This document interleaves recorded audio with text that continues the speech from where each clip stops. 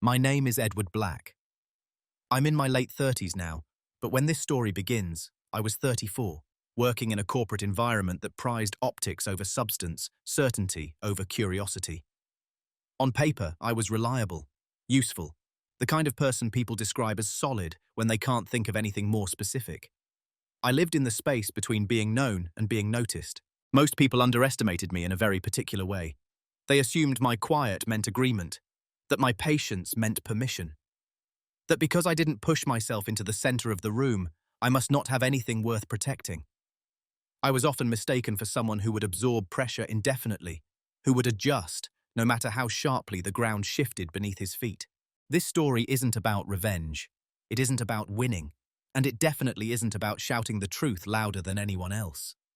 It's about what happens when something essential is taken from you without explanation, when HR called it a restructuring.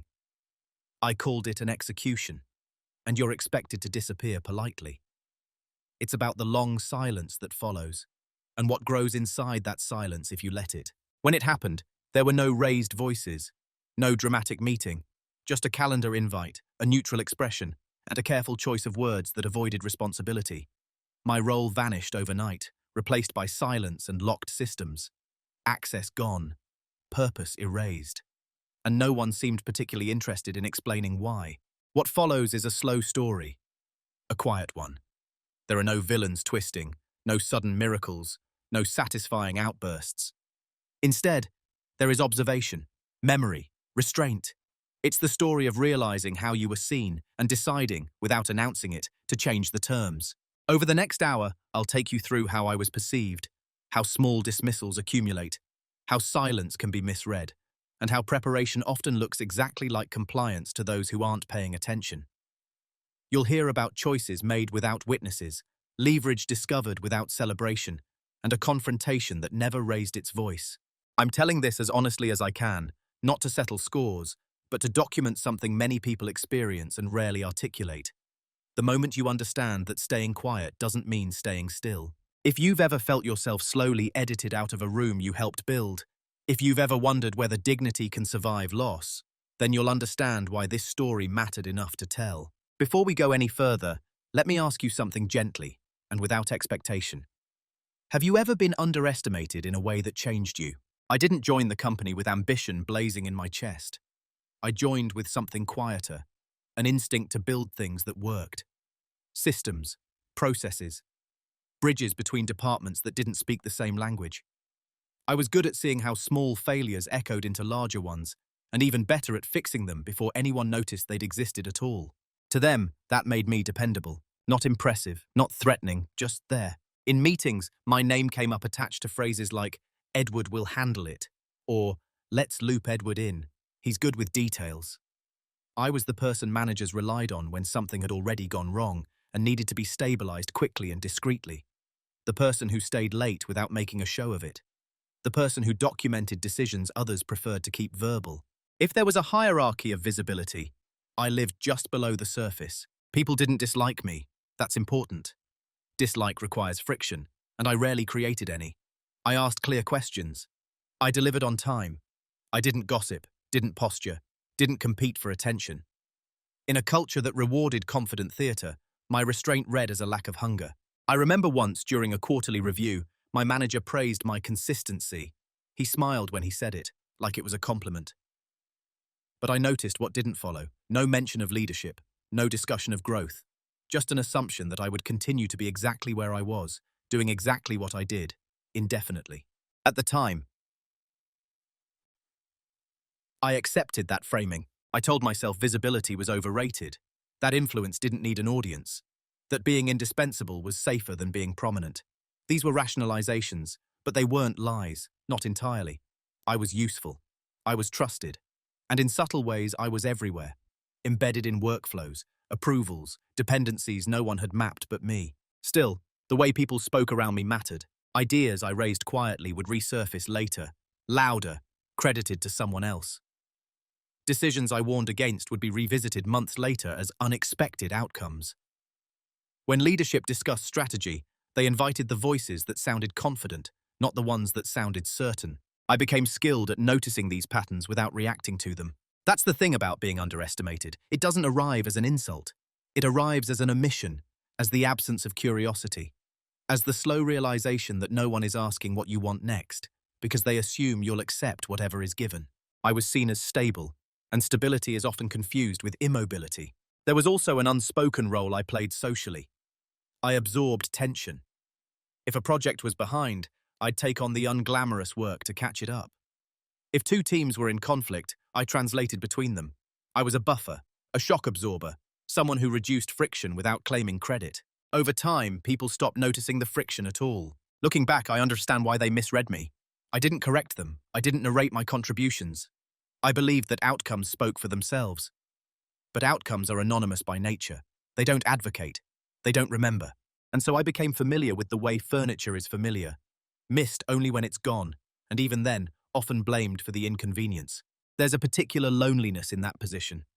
Not dramatic, not painful enough to demand change, just quiet, manageable, easy to live inside.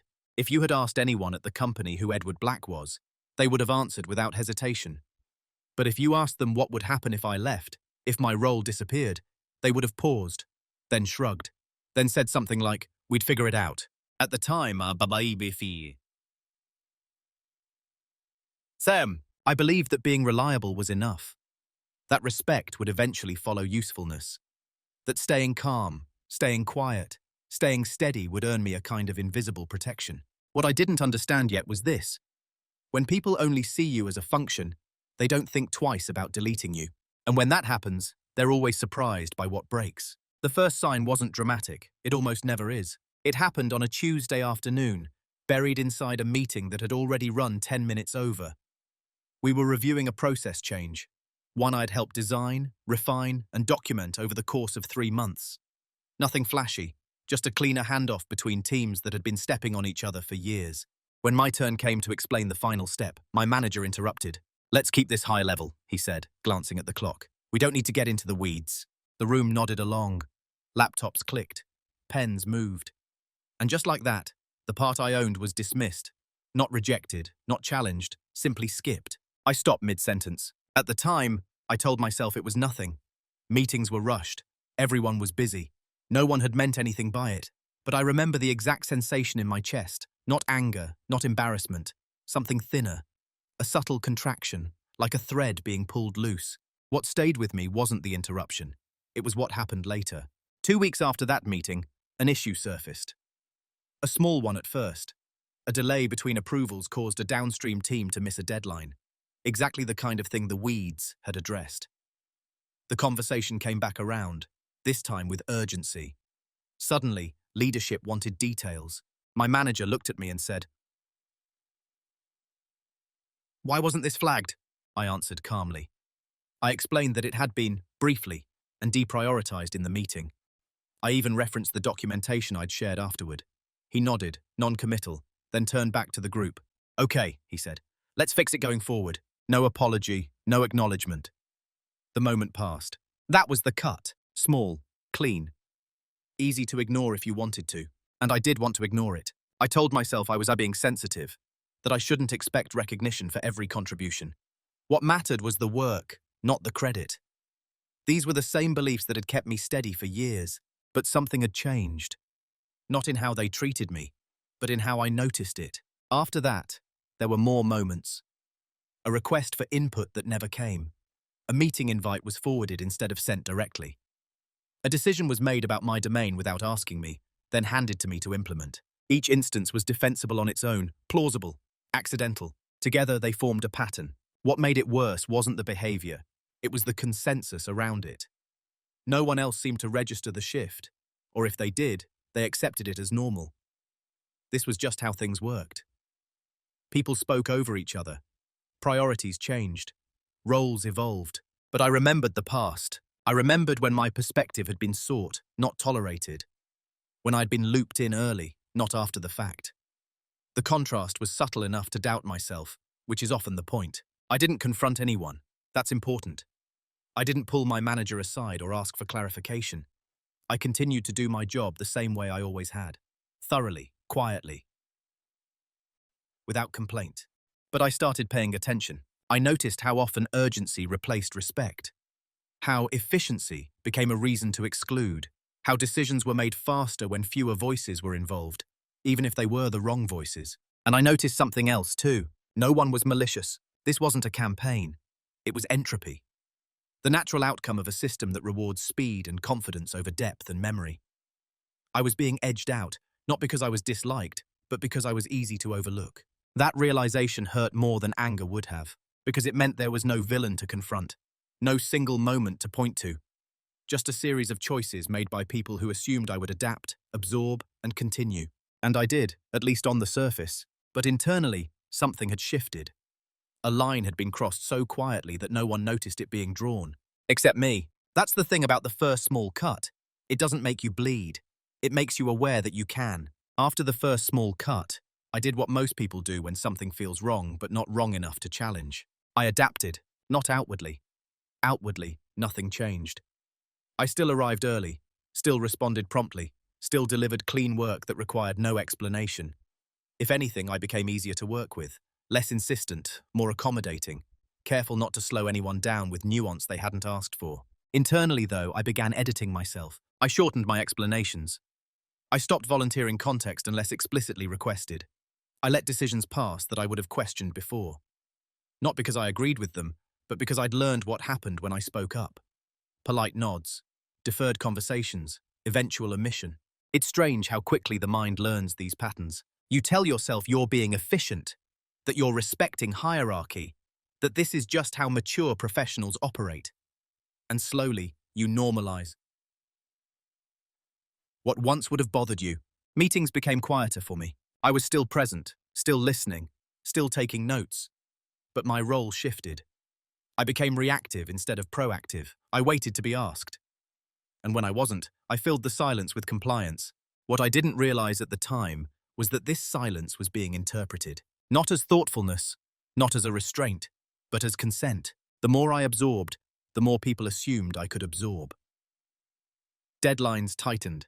Scope expanded without discussion. Decisions arrived fully formed, framed as fait accompli. My name stayed attached to outcomes, but not to direction. And every time something went wrong, the same pattern repeated. A brief scramble. A question asked too late. A correction was made quietly. Then forward motion without reflection. I started to hear phrases like, "We'll loop Edward in once it's finalized," or "Edward can adjust for that." My role wasn't to shape the path. It was to smooth it after others had already chosen it. The dangerous part was how reasonable it all sounded. No one was shouting. No one was disrespectful in a way that could be quoted. There were no emails I could point to and say, "This is the moment." Everything lived in tone, timing, and omission. That makes it easy to doubt yourself. There were days I told myself I was overthinking, that this was just the ebb and flow of work, that I should be grateful to have stability in a volatile environment. After all, people still relied on me. They still trusted my execution. But trust without influence is a narrow form of security. I noticed it most clearly when new hires joined. Confident, articulate, unburdened by context. They asked questions I'd stopped asking. Challenged assumptions I'd learned to navigate around. And they were rewarded for it. Not because they were more capable, but because they were louder earlier. I watched this happen without resentment. If anything, I felt tired. Tired of calibrating myself to rooms that had already decided how much of me they wanted. Tired of translating complexity into sound bites that would be ignored. Tired of being the adult in systems that preferred speed to understanding. And still, I stayed quiet. Not out of fear, but out of habit. Disrespect, once normalized, stops feeling like an attack. It starts feeling like gravity. Something you work around instead of against. Something you accept as the cost of existing where you do. The problem is, gravity doesn't stay constant. It increases. The more I adapted, the less visible my original value became. People didn't remember that the systems worked because I was there. They just remembered that they worked. And when something works consistently, it fades into the background. I was becoming background. At some point, I realized I was no longer being underestimated. I was being categorized, filed away, considered solved. And when someone believes you're solved, they stop paying attention. That realization didn't make me angry. It made me alert. Because the moment people stop watching you is the moment you can change without being noticed. At the time, I didn't know what I would change, or when, or how. I only knew this. Continuing exactly as I was would eventually make me disappear, and I wasn't ready for that. There's a moment, quiet, almost clinical, when you realize the room has already decided who you are, not who you could be, not who you used to be, but the role you're expected to play consistently, without deviation. For me, that realization came not in a meeting, but in a one-on-one. My manager leaned back in his chair, hands folded, and said something he clearly thought was reassuring. "You're someone we can always count on," he said. "You don't create friction." He smiled after that, as if he'd offered me a gift. I nodded, thanked him, took notes, but inside something clarified. I wasn't being praised for judgment or foresight or leadership. I was being praised for absorbency, for flexibility, for my willingness to take on complexity without asking others to slow down or explain themselves. I was the reliable one, the safe one, the invisible one. That was the role. I was expected to stabilize what others destabilized, to translate vague directives into executable plans, to carry institutional memory without ever invoking it as authority, to make leadership look decisive by cleaning up the uncertainty they left behind. And as long as I stayed within that role, I was valued. The boundaries were clear once I saw them. I could advise, but not challenge. I could fix, but not redesign. I could support, but not lead. Any time I drifted toward the edges of that box, the system corrected me. Not harshly, gently. A delayed response here, a redirected conversation there, a reminder to stay focused on execution. The thing about roles like this is that they're rarely assigned explicitly. They emerge through repetition, through what's rewarded and what's ignored, through who gets invited early and who gets informed late. I began to notice how others interacted with me. They brought me problems, not ideas. Tasks, not questions. When I spoke, they listened politely, but rarely built on what I said. My contributions were endpoints, not starting points. I was a closer, not a catalyst. And the more effective I was in that role, the harder it became to imagine me in any other. That's the trap of competence without visibility. It calcifies. I saw it in how decisions flowed. Strategy moved vertically, executives to directors to managers, then horizontally among the visibly ambitious. Execution flowed downward, toward me, toward people like me. We were the ones who made it real, but not the ones who made it decided. I don't blame anyone for this. Systems behave the way they're designed to behave. And I had, in my own way, reinforced the design. Every time I chose restraint over assertion, I taught people what to expect from me. Still, there was cost to us. There was a cost. I began to feel like a translator who was no longer allowed to speak their native language. Like a witness whose testimony had been pre-edited for brevity and comfort. The work was still meaningful, but my relationship to it had changed. I was no longer shaping outcomes, I was maintaining them. And maintenance, no matter how skilled, rarely earns protection. What struck me most was how complete the role assignment was. No one checked whether I wanted something different. No one asked where I saw myself in a year. The assumption was stability, continuity, more of the same. That's when I understood something crucial. They weren't planning to move me forward. They were planning to keep me where I was, indefinitely. And in environments that worship momentum, anything stationary eventually becomes expendable. At the time, I didn't resist this role. I didn't argue. I didn't make a case for myself. I accepted it. But acceptance doesn't always mean agreement. Sometimes it's just observation, long enough to understand the shape of the cage. The day something shifted didn't announce itself. There was no argument, no realization delivered in a flash of insight, no sentence that echoed in my head like a verdict. It was an ordinary day, indistinguishable from the dozens that came before it. That's why it mattered. I was sitting at my desk late in the afternoon, reviewing a document I'd been asked to clean up. It was a proposal drafted by a leadership team that had already been approved in principle, despite containing contradictions I could see in the first 2 pages. My task wasn't to challenge the logic, it was to make it readable. As I worked, I noticed how often I was correcting not just grammar, but meaning. Rewriting sentences so they didn't conflict. Softening claims that couldn't be supported. Adding caveats that would protect the company later, even though no one had asked for them. This wasn't new. I'd done this kind of work for years. What was new was the clarity with which I saw it. I wasn't improving the proposal. I was insulating the people who wrote it, absorbing the risk so they wouldn't have to revisit their decisions, making something fragile appear solid, and no one would ever know. I leaned back in my chair and stopped typing. For the first time, I asked myself a question I'd been avoiding. If I disappeared tomorrow, what would they lose? Not in theory, not in abstract terms like experience or continuity, but concretely. What would break? What would stall? What would quietly fail without anyone understanding why? The answers came easily. Too easily. I could list dependencies no one else tracked. Informal agreements that lived only in my inbox. Historical decisions that explained why things were the way they were and why certain shortcuts would backfire months later. And I realized something else too. None of that knowledge was protected. It lived in me, not in systems. And because I'd been so good at smoothing over issues, there had never been a reason to document the fragility. The organization had come to believe it was more resilient than it actually was. That's when the shift happened, not outwardly. Outwardly, I kept working. I finished the document, sent it back with minimal commentary, logged off at my usual time. But internally, a line had been crossed. I stopped assuming that effort would be reciprocated. I stopped believing that patience would be rewarded. I stopped confusing stability with safety. For the first time, I saw my silence not as virtue, but as exposure. And with that came a strange sense of calm. I didn't feel angry. I didn't feel wronged. I felt awake. As if I'd been moving through the same rooms for years and had finally noticed the exits. That night, I went home and opened the black leather-bound notebook I'd carried for years but rarely used. Most of its pages were blank. I'd kept it more out of habit than necessity. I wrote one sentence on the first page. What would happen if I stopped protecting them? I didn't answer it. Not yet. I didn't make plans. I didn't fantasize about outcomes. I simply acknowledged the question and closed the notebook. From that day on, my behavior remained identical to anyone watching. Same responsiveness, same tone, same output. But my intention had changed. I was no longer working to preserve appearances. I was working to understand leverage.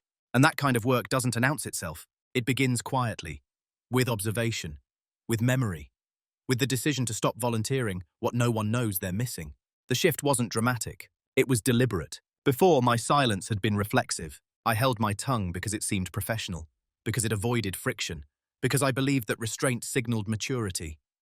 I stayed quiet the way people do when they trust the system to notice what matters. After the shift, silence became something else. It became intentional. I didn't withdraw. That would have been noticed. I didn't disengage. That would have raised questions. Instead, I became precise. I spoke only when asked. I answered exactly the question in front of me. No more, no less. Where I used to offer context, I now offer clarity. Where I used to flag risks early, I now document them neutrally. Where I used to connect dots, I let them remain separate. From the outside, I looked easier than ever to work with. People mistook this for compliance. Meetings moved faster. Decisions were made with confidence. I watched as assumptions hardened into plans without resistance. And each time I noted, not the decision itself, but who made it, who endorsed it, and what information had not been requested. This wasn't passive-aggressive. It wasn't sabotage. I didn't withhold anything I was explicitly asked for. I simply stopped compensating for gaps others didn't want to see. That distinction mattered to me. Silence, when chosen, has a weight to it. It creates space. And in that space, systems reveal themselves. I began to see how dependent the organization was on invisible labor. How often decisions relied on the assumption that someone, usually me, would quietly resolve the consequences later. How risk was managed not through foresight, but through expectation. Expectation that I would adapt. Expectation that I would fix. Expectation that I would not say no. The more I observed, the clearer the pattern became. Leadership believed speed was strength. They valued decisiveness over accuracy. And because I had spent years smoothing the edges, they believed their instincts were sound. My silence reinforced that belief. I kept records. Not in any formal system, just in my notebook. Dates, decisions, ownership, language used. Nothing inflammatory, just facts. I noticed how often phrases like, "we'll figure it out later," or "Edward can adjust," appeared in conversations where I wasn't present. And I noticed something else. No one checked in anymore. Not about workload, not about trajectory, not about sustainability. I was assumed to be fine, always fine. My quiet competence had become a kind of emotional camouflage. That invisibility worked both ways, because no one was watching me closely. No one noticed when I stopped filling in the blanks. When I allowed ambiguity to remain unresolved. when I let minor inefficiencies persist instead of preemptively correcting them. Things didn't break, not immediately, they rarely do, but they became more fragile. And fragility, when layered, eventually becomes exposure. I didn't rush this process. I didn't accelerate it. I let time do what time does best, reveal the cost of unexamined assumptions. There were moments when I considered speaking up again, when I saw a path narrowing and knew exactly how to widen it. Old instincts die hard, but each time, I asked myself the same question I'd written in my notebook. Am I protecting them or protecting myself? More often than not, the answer was uncomfortable. So I stayed quiet, not as an act of defiance, but as an act of alignment.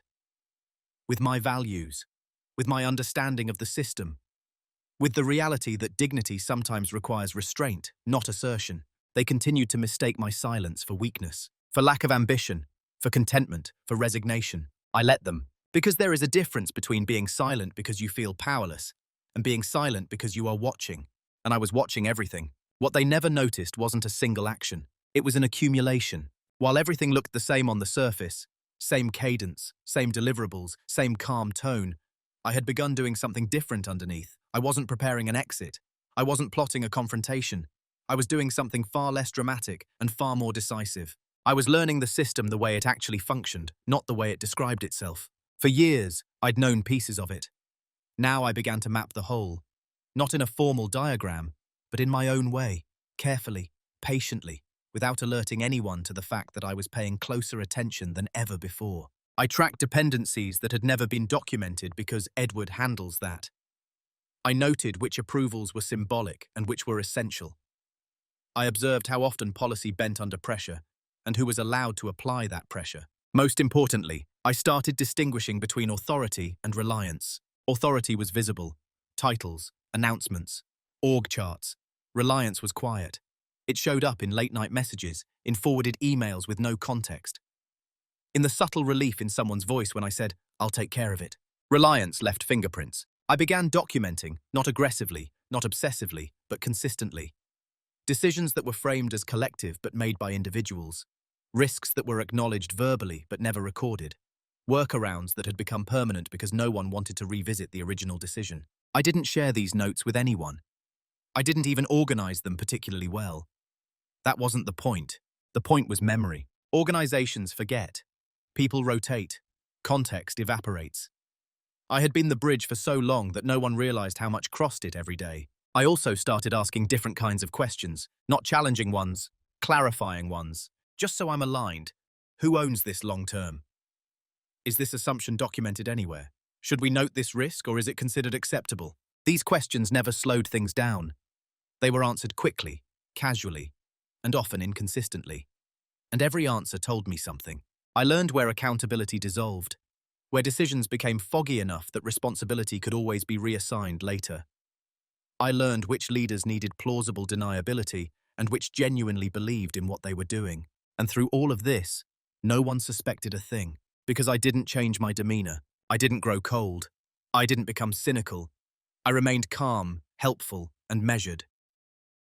The version of Edward they thought they knew was still there, just no longer overextended. What they also didn't notice was how I began to reduce my footprint, not by disengaging, but by consolidating.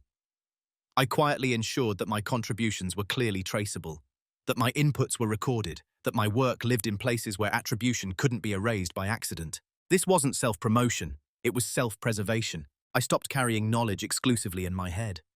I stopped resolving issues in side conversations that left no record. If something mattered, it went into writing. If it didn't, I let it pass. That alone changed the dynamic. Suddenly, people were more careful about what they asked for, about what they committed to, about what they assumed I would absorb. And still, no alarm bells rang, because none of this looked like resistance. It looked like professionalism, like maturity, like exactly what someone in my role should be doing. They never noticed the preparation because preparation doesn't announce itself. It looks consistent. It sounds like neutrality. It feels like nothing at all until the moment it's needed.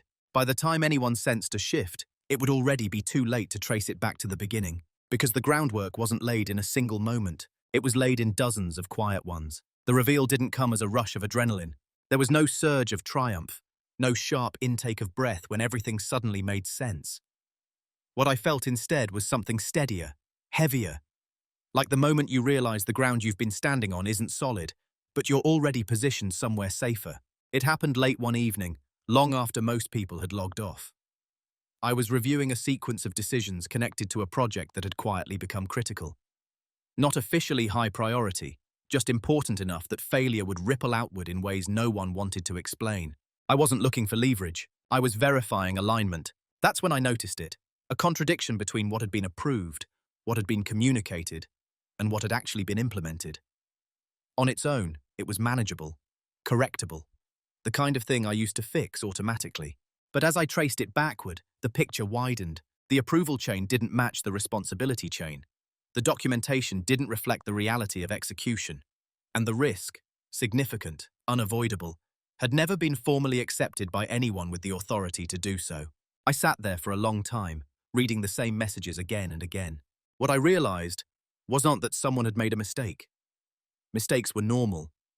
What I realized was that the system relied on people like me to quietly absorb the consequences of those mistakes, without record, without acknowledgement, without protection.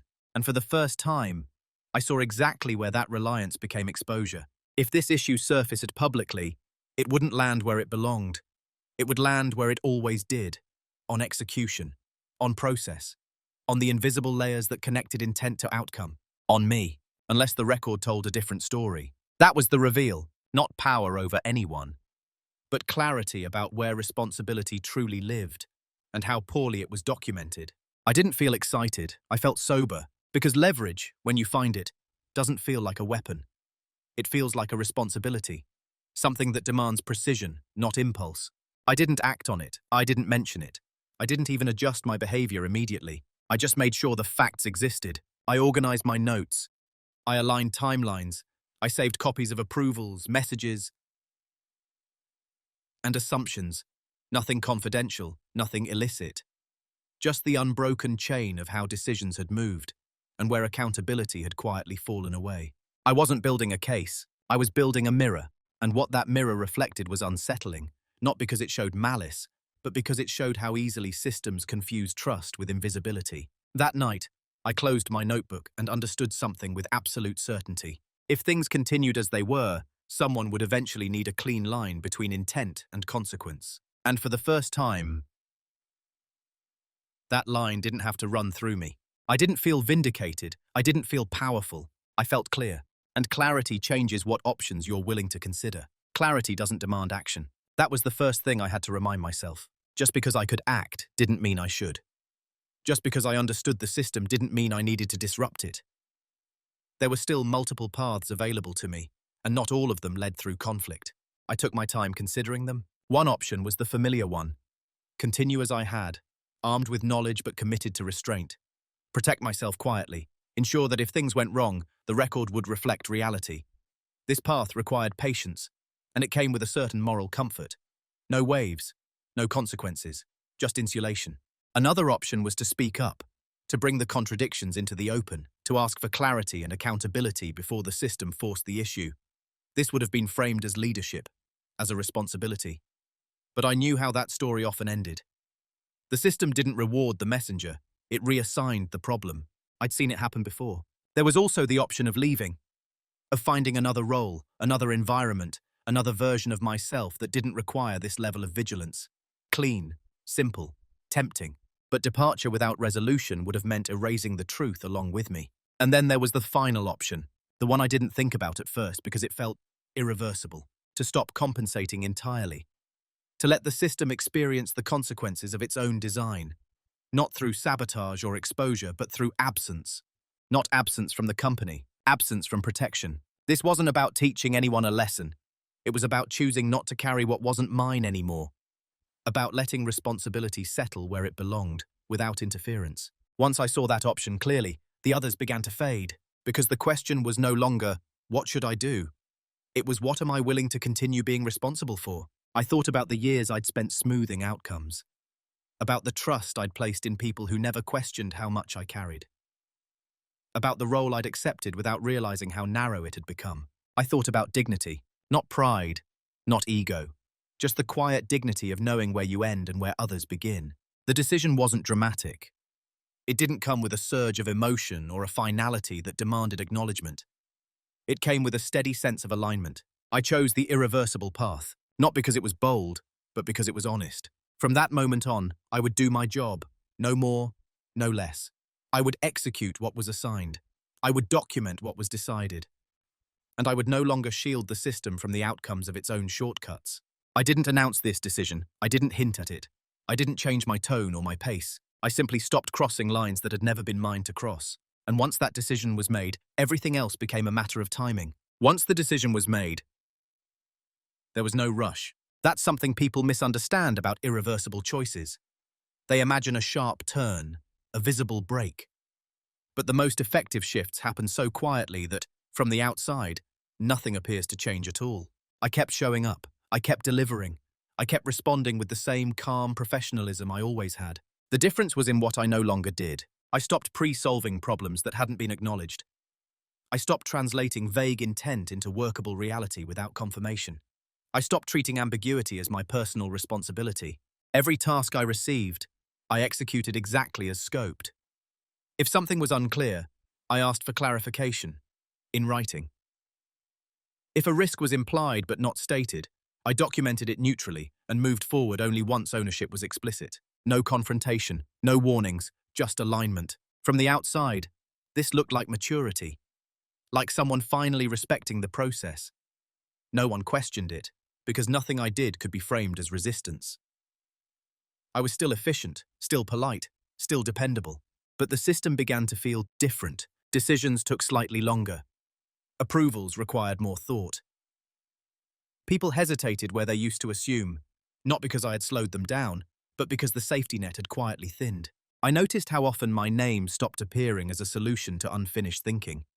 Where people used to say, "Edward will figure it out," they now had to figure it out themselves, or admit they hadn't yet. That admission made some uncomfortable. I also began to formalize boundaries that had previously been informal. Handoffs were documented. Dependencies were named. Ownership was assigned clearly, even when that clarity felt awkward in the moment. No one objected. They simply adjusted. And in that adjustment, something became visible. Small cracks appeared. Not failures, not crises, but friction points that had always existed and been quietly absorbed. A missed assumption here, a delayed approval there. Nothing catastrophic, just enough to register. Still, no one connected it to me, because I hadn't done anything. I had simply stopped doing what no one knew I was doing. There was a strange calm in this phase, a sense of inevitability. I wasn't steering events. I was allowing them to follow their natural course. And that course led away from me, not because I was withdrawing, but because the system was finally being asked to support its own weight. I continued to keep records, clean, factual, emotionless, not to protect myself from accusation, but to preserve truth. If questions came later, the answers would already exist. As weeks passed, the organization didn't feel threatened. It felt slightly off balance, like a building adjusting to a load shift it didn't realize had occurred. And still, no one looked in my direction. That was the final confirmation. I hadn't been central in the way they thought. I'd been central in the way they never noticed. And once you understand that, silence stops feeling passive. It feels precise. The consequences didn't arrive with an alarm. They arrived in confusion. A project slipped by a few days, then a week. No one panicked at first. Delays happened. Explanations were offered. Dependencies were blamed. It all sounded reasonable until it started happening more often. Questions began circling without landing anywhere. Did we confirm that assumption? Who signed off on this? I thought this was already handled. They weren't accusatory questions. They were unsettled ones. The kind people ask when they expect an answer to already exist and discover instead a gap. I watched these moments quietly, not with satisfaction, with recognition, because I knew exactly where the gaps had come from. They were the spaces I used to fill without being asked, the risks I used to soften, the inconsistencies I used to reconcile before anyone else had to see them. Now they were visible. Still, no one connected the dots. They added meetings. They created checklists. They asked for updates. But something was off. The same confidence that once propelled decisions forward now stalled when outcomes didn't line up cleanly. People spoke more cautiously. Emails grew longer. Language became hedged. What struck me most was how personal the confusion felt to them. They weren't asking, what changed? They were asking, why isn't this working as it used to? The system had been working through someone. not because of itself. And now that difference was beginning to matter. A director pulled me aside one afternoon, not urgently, not angrily. "Things feel heavier lately," he said, "more complicated." I nodded. "There's been a lot of movement." That was all. I wasn't being evasive. I wasn't hiding information. I was simply reflecting what was true. Complexity had always been there. It just hadn't been visible. Soon, small losses accumulated. Extra hours spent revisiting decisions. Missed opportunities because approvals lagged. Tension between teams who thought the other was responsible. Nothing dramatic enough to escalate, but enough to erode confidence. And still no one blamed me. That's the irony of invisible labor. When it stops, people don't immediately miss the person. They miss the feeling of things working. And feelings don't point to causes. I stayed consistent. When asked, I explained my scope clearly. When assigned work, I completed it thoroughly. When risks emerged, I documented them and waited for direction. Some people began to sense that something had shifted, but they couldn't articulate it because I hadn't changed who I was. I had changed what I carried, and the weight I set down was now being felt by everyone else. This wasn't vindication. It was inevitable. By the time they realized something was wrong, they were already speaking in the past tense. Not openly, not yet, but the language had shifted. Conversations began with "we should have," and "in hindsight," phrases people use when the present no longer feels stable enough to stand in. The organization didn't collapse. That's important. Nothing so dramatic happened. What changed was subtler and far more unsettling to the people inside it. Confidence fractured. Decisions that once moved quickly now circled through committees. Approvals that used to feel procedural became cautious, layered with qualifiers. People asked for alignment not because they needed it, but because they were afraid of being the one left holding responsibility. The system had lost its quiet absorber, and now everyone felt the impact directly. I started receiving messages that felt different from before. Not requests, check-ins. "Hey, quick question. Are you seeing this too? Just wanted to sanity check something with you. Can you help us think through a few risks?" These weren't assigned tasks, they were fishing lines. People were trying to re-establish the old dynamic without naming it. Hoping I would step back into the familiar role and quietly make things safe again. I didn't refuse. I clarified. I asked who made the decision. I asked whether the risk had been accepted. I asked what success looked like in writing. Each time, the conversation slowed. Not because my questions were unreasonable, but because the answers were unclear. And once clarity was required, it couldn't be undone. Leadership meetings became tense. Not loud, just careful. People spoke with an awareness that their words might matter later. That accountability might stick. That was new. At one point, HR circulated a neutral-sounding message about process refinement and role evaluation. It was framed as proactive, strategic, necessary. But I could feel the panic underneath. They weren't fixing a problem. They were trying to contain uncertainty. And uncertainty, once exposed, doesn't go back into hiding. What surprised me was how quickly they stopped looking forward and started looking around. For someone to stabilize things, to restore the old rhythm, to quietly take on the excess weight. That's when the realization landed for them. Not all at once, but in pieces. I was no longer doing that work, not because I couldn't, but because it had never been formally mine, and it was too late to pretend otherwise. The systems they had leaned on weren't designed to carry themselves. They had relied on trust without structure, speed without clarity, confidence without record. Fixing that would require slowing down, admitting mistakes, reassigning ownership, none of which could be done quietly. I watched all of this with a strange mix of distance and empathy, because I knew how easy it was to believe the system worked, right up until the moment it didn't. They weren't malicious, they weren't incompetent, they were unprepared for accountability. And once accountability becomes visible, you can't negotiate it away. That was the moment I understood something fully. They didn't need me back. They needed what I used to protect them from, and that couldn't be restored. The confrontation, when it finally came, was almost disappointingly calm. No raised voices, no accusations, no dramatic reveal where everything suddenly made sense to everyone involved. It arrived the way most things did in that organization, through a calendar invite with a neutral title and too many attendees. Alignment discussion. I entered the room carrying nothing but my notebook. No slides, no prepared statements. I didn't need them. They did most of the talking at first. Leadership spoke in careful language, circling the issue without naming it directly. They mentioned strain, misalignment, and unexpected complexity. They asked how I was feeling, whether my workload was manageable, whether there was anything I needed. The questions were gentle, almost kind. I listened, took notes, let the silence stretch just long enough after each question to signal that I was thinking, not hesitating. When I finally spoke, my voice was even. "I'm doing exactly what's been asked of me," I said. "Nothing more, nothing less." That sentence landed heavier than I expected. Someone asked what I meant, so I explained, not emotionally, not defensively, just factually. I described my scope as it had been defined. The decisions I executed, the risks I documented, the approvals I waited for. I referenced dates, messages, and agreed upon boundaries. Everything I said was already on record. There was no argument against it. Another manager tried a different angle.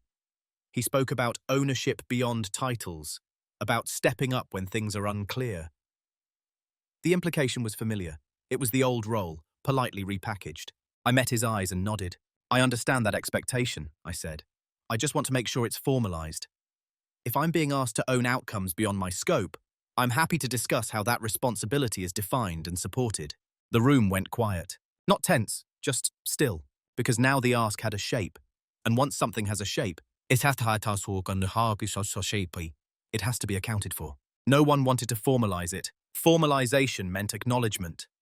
It meant admitting how much had been carried informally. It meant redistributing responsibility in ways that would be visible and uncomfortable. So the conversation softened again, drifted toward compromise, toward collaboration, toward vague assurances that things would improve. I didn't push. I simply said clarity would help, and that was it. The meeting ended without resolution. No promises, no threats. Just a shared understanding that something fundamental had changed, and that it couldn't be talked back into its old form. As I left the room, I felt no triumph, only relief, because for the first time I hadn't needed to prove anything. The truth had held its shape on its own. And that was enough. I didn't walk out of that meeting transformed. There was no internal monologue about reclaiming power or redefining myself in bold new terms. Change, in this case, was quieter than that, more grounded, less about becoming someone else, and more about no longer pretending to be someone I wasn't. I stayed, not indefinitely, but long enough to finish what was already in motion, long enough to transition my responsibilities cleanly, long enough to leave without bitterness and without leaving behind chaos that could be blamed on me. What changed wasn't my role, it was my relationship to it. I stopped measuring my worth by how much I could absorb. I stopped confusing calm with compliance. I stopped equating professionalism with silence at my own expense. I became deliberate. When I spoke, it was because something needed to be said, not because it was safe to say it. When I agreed to something, it was because the responsibility was clear and shared, not because I could manage the fallout alone. And when I stayed silent, it was no longer because I felt overlooked. It was because I'd already decided where my energy belonged. I didn't carry resentment with me. That would have tethered me to a version of the story that no longer fit. Instead, I carried understanding about systems, about people, about myself.